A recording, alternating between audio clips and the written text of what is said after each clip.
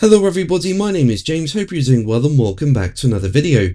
And today we're going to be talking about an incident between Red Bull and McLaren in practice in Mexico, as well as an update on Yuki Tsunoda's future. If you enjoy the video, make sure to leave a like and subscribe for more Formula 1 content. Also make sure to follow me on X at James's Pit Lane, I'll leave a link in the description, but let's jump straight into the video.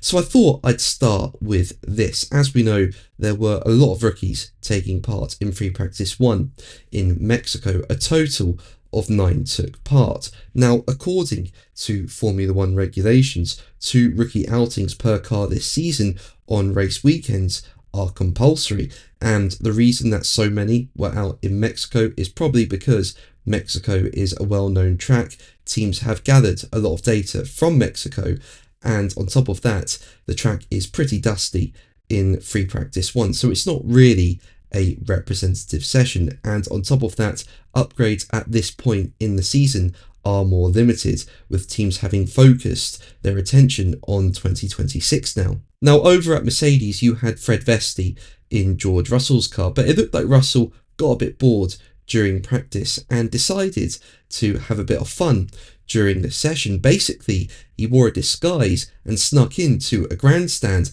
and watch practice unfold from there. A bit of fun from George there. And could you imagine if you were one of those spectators and later realise that you were sitting next to George Russell and never knew it? Unbelievable. Now, another team running a rookie was Red Bull. Arvid Lindblad was in Max Verstappen's car. Lindblad is Red Bull's junior driver. He competes in Formula 2 and currently sits 7th in his rookie season in Formula 2, and he has been seen in practice sessions in Formula 1 before. He took part in free practice 1 in Silverstone this year. So yeah, Lindblad got some more track time in Mexico, and I would say he did a very good job. He was fastest of all the rookies, finishing in P6, and on top of that, he was a 10th faster than Yuki Tsunoda in the other Red Bull, who finished in 8th, and that's really impressive.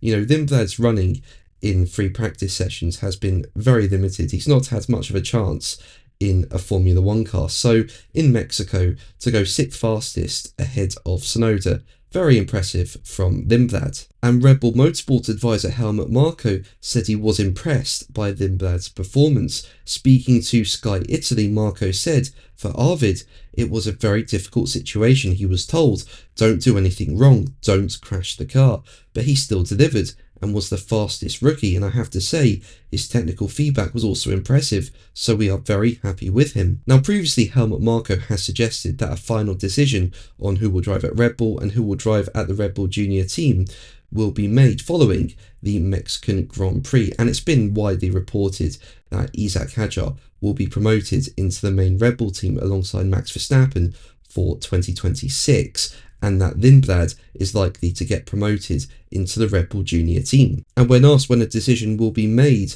for Red Bull and the Red Bull Junior team's drivers in 2026, Marko went on to say, "We have got some answers, but I can't tell you what the driver lineup will be. We'll wait a little bit then decide. Let's see after the race here. Then we will make some, at least, comments." But Red Bull team boss Laurent Mekies has suggested that Red Bull are in no rush to confirm their driver lineups for 2026, with him telling Sky Sports F1, "We want to give Yuki and all our other drivers as much time as we can. I know we said in the past we may decide after Mexico, but really, there is no need for us to rush anything.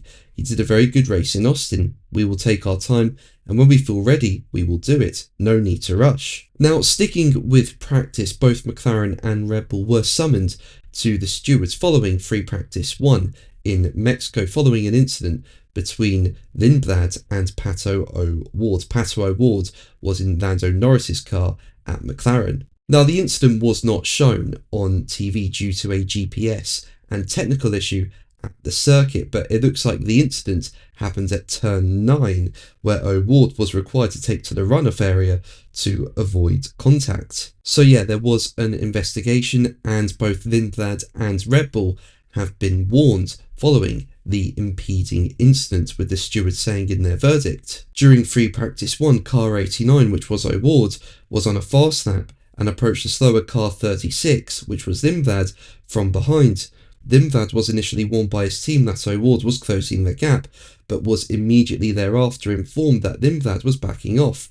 This latter message appears to have been based on a misinterpretation of GPS data, which we were told had an intermittent feed during the session.